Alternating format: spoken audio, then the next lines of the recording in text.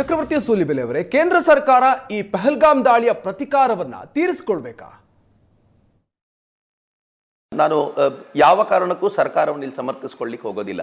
ನನಗೀಗಲೂ ಕೂಡ ಈ ವಿಚಾರದಲ್ಲಿ ಬೇಸರ ಇದೆ. ಏನು ಅಂತಂದರೆ, ಈ ದೇಶದ ಪ್ರಧಾನಮಂತ್ರಿ ನರೇಂದ್ರ ಮೋದಿ ಆಗಿರುವಾಗಲೂ ಕೂಡ ಈ ದೇಶದ ಹಿಂದೂಗಳು ಕಾಶ್ಮೀರಕ್ಕೆ ಹೋಗಿ ಸಾಯಬೇಕಾದಂಥ, ಅತ್ಯಂತ ಕೆಟ್ಟದಾಗಿ ಸಾಯಬೇಕಾದಂಥ ಸ್ಥಿತಿ ಬರುತ್ತೆ.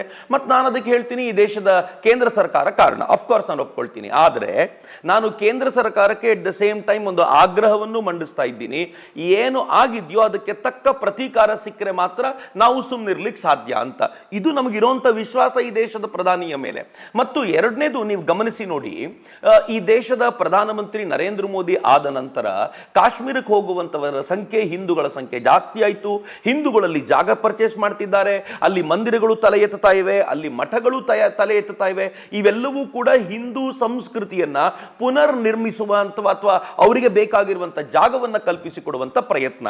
ನೀವು ಒಂದು ದಿಕ್ಕಿನಲ್ಲಿ ನೋಡೋದಾದ್ರೆ, ನನಗೆ ಕಾಶ್ಮೀರಕ್ಕೆ ಯಾತ್ರಿಕರು ಕಡಿಮೆ ಆಗಬೇಕು, ಬೇರೆ ಕಡೆಯಿಂದ ಹೋಗೋರು ಕಡಿಮೆ ಆಗಬೇಕು ಅಂತ ಒಂದು ಕಡೆ ಮನಸ್ಸಿನಲ್ಲಿದೆ. ಆದರೂ ಸ್ವಲ್ಪ ದಿನಗಳ ನಂತರ ಎಲ್ಲ ನಾರ್ಮಲ್ ಆಗಬೇಕು. ಯಾಕೆ ಅಂತಂದ್ರೆ, ಕಾಶ್ಮೀರದ ಜನ ಕೂಡ ಇತರೆ ಭಾರತೀಯರೊಂದಿಗೆ ಒಂದಾಗೋದು ಯಾವಾಗ ಅಂತಂದ್ರೆ, ನಾವು ಅಲ್ಲಿಗೆ ಪದೇ ಪದೇ ಹೋಗ್ತಿರ್ಬೇಕು, ಅವರು ಬೇರೆ ಬೇರೆ ರಾಜ್ಯಗಳೊಂದಿಗೆ ಚೆನ್ನಾಗಿ ಮಿಂಗಲ್ ಆಗ್ತಿದ್ರೆ ಮಾತ್ರ.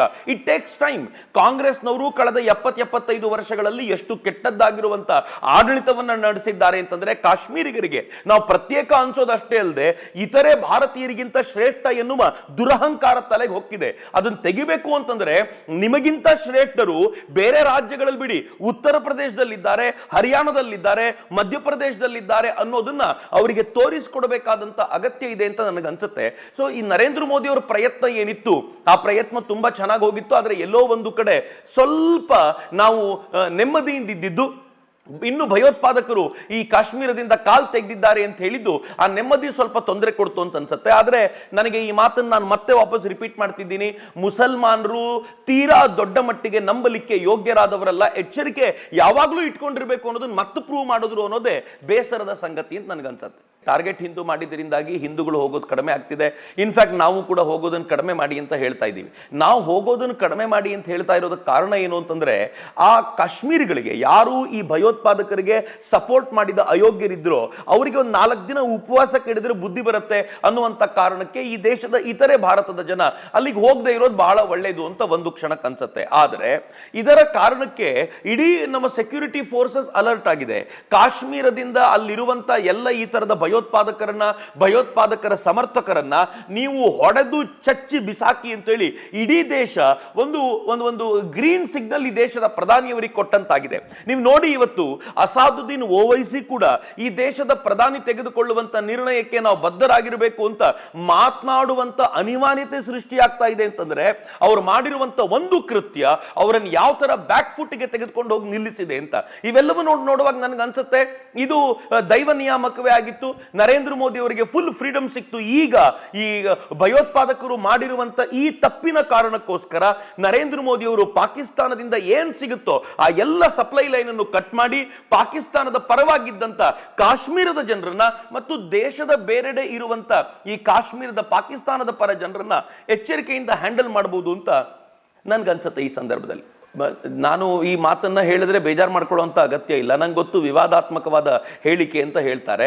ಕಾಶ್ಮೀರದ ಉಗ್ರರನ್ನ ಮಟ್ಟ ಹಾಕಬೇಕು ಅಂತಂದ್ರೆ ಅವರು ಯಾವ ಮತವನ್ನು ಅನುಸರಿಸ್ತಾ ಇದ್ದಾರೋ ಅದನ್ನ ಮಟ್ಟ ಹಾಕಬೇಕು. ಯಾಕೆಂದ್ರೆ ಈ ಕಾಶ್ಮೀರದ ಉಗ್ರರ ಉಪಟಳ ಬರೀ ಭಾರತಕ್ಕೆ ಮಾತ್ರ ಇದೆ ಅಂತ ತಿಳ್ಕೊಳ್ಬೇಡಿ. ಇಸ್ಲಾಮಿಕ್ ಉಗ್ರರ ಉಪಟಳ ಜಗತ್ತಿನ ಮೂಲೆ ಮೂಲೆಗಿದೆ. ಅವರು ಫ್ರಾನ್ಸಿಗೆ ಪ್ರಾಬ್ಲಮ್ ಮಾಡಿದ್ದಾರೆ, ಜರ್ಮನಿಗೆ ಪ್ರಾಬ್ಲಮ್ ಮಾಡಿದ್ದಾರೆ, ಇಂಗ್ಲೆಂಡಿಗೆ ಪ್ರಾಬ್ಲಮ್ ಮಾಡಿದ್ದಾರೆ, ಅಮೆರಿಕಕ್ಕೆ ಪ್ರಾಬ್ಲಮ್ ಮಾಡಿದ್ದಾರೆ. ಅವರು ಅಫ್ಘಾನಿಸ್ತಾನದಲ್ಲಿದ್ರೆ ಚೆನ್ನಾಗಿರೋದಿಲ್ಲ, ಟರ್ಕಿಲಿದ್ರೆ ಚೆನ್ನಾಗಿರೋದಿಲ್ಲ, ಸಿರಿಯಾದಲ್ಲಿದ್ರೆ ಚೆನ್ನಾಗಿರೋದಿಲ್ಲ, ಅವ್ರು ಶ್ರೀಲಂಕಾದಲ್ಲಿ ಪ್ರಾಬ್ಲಮ್ ಮಾಡ್ತಾರೆ, ಅವ್ರು ನೇಪಾಳದಲ್ಲಿ ಪ್ರಾಬ್ಲಮ್ ಮಾಡ್ತಾರೆ. ಜಗತ್ನಲ್ಲಿ ಯಾವ ದೇಶಕ್ಕೆ ಹೋದ್ರು ಅವ್ರು ಪ್ರಾಬ್ಲಮ್ ಮಾಡ್ತಾರೆ. ಯಾಕೆ ಅಂತಂದ್ರೆ ಅವ್ರು ಅನುಸರಿಸುವ ಮತದಲ್ಲೇ ಪ್ರಾಬ್ಲಮ್ ಇದೆ. ಅವರಿಗೆ ಇತರರೊಂದಿಗೆ ಬದುಕೋದನ್ನ ಅವ್ರ ಮತ ಯಾವತ್ತೂ ಹೇಳ್ಕೊಡ್ಲಿಲ್ಲ, ಅವ್ರ ಬುಕ್ ಯಾವತ್ತೂ ಹೇಳ್ಕೊಡ್ಲಿಲ್ಲ, ಅವರ ಮೂಲ ವ್ಯಕ್ತಿ ಯಾವತ್ತೂ ಅವ್ರಿಗೆ ಅದನ್ನ ಹೇಳ್ಕೊಡ್ಲಿಲ್ಲ. ಅಂದ್ರೆ ಸಹಮಾನವತೆ ಅವ್ರು ಇಲ್ಲದೆ ಇರೋದ್ರಿಂದ ಇಡೀ ಜಗತ್ತು ಒಂದು ನಿರ್ಣಯ ತೆಗೆದುಕೊಳ್ಬೇಕು. ಇವತ್ತು ಜಗತ್ತನ್ನ 21ನೇ ಶತಮಾನದಿಂದ ಮುಂದಕ್ಕೆ ತೆಗೆದುಕೊಂಡು ಹೋಗ್ಬೇಕು ಅಂತಂದ್ರೆ, AI ಯುಗದಲ್ಲಿ ಜಗತ್ತನ್ನ ಮುಂದಕ್ಕೆ ತೆಗೆದುಕೊಂಡು ಹೋಗ್ಬೇಕು ಅಂತಂದ್ರೆ ಜಗತ್ತೆಲ್ಲ ಸೇರ್ಬೇಕು, ಪ್ರಜ್ಞಾವಂತ ಮುಸಲ್ಮಾನರು ಸೇರ್ಬೇಕು, ಇಸ್ಲಾಮಿಗೆ ಹೊಸ ರೂಪವನ್ನು ಕೊಡಬೇಕು.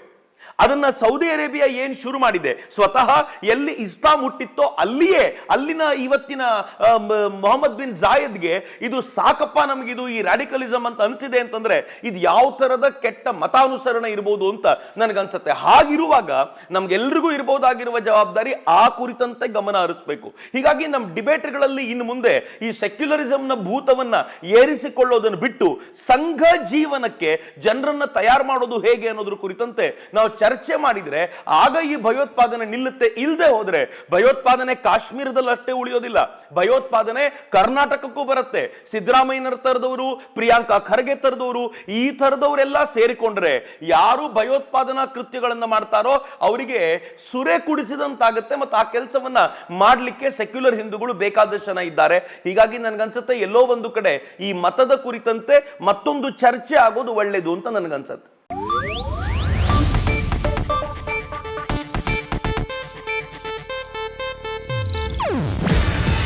ಇದು ಏಷ್ಯಾನೆಟ್ ನ್ಯೂಸ್ ನೆಟ್ವರ್ಕ್ ಪ್ರಸ್ತುತಿ. ನೀವು ನೋಡ್ತಿದ್ದೀರಾ ಏಷ್ಯಾನೆಟ್ ಸುವರ್ಣ ನ್ಯೂಸ್.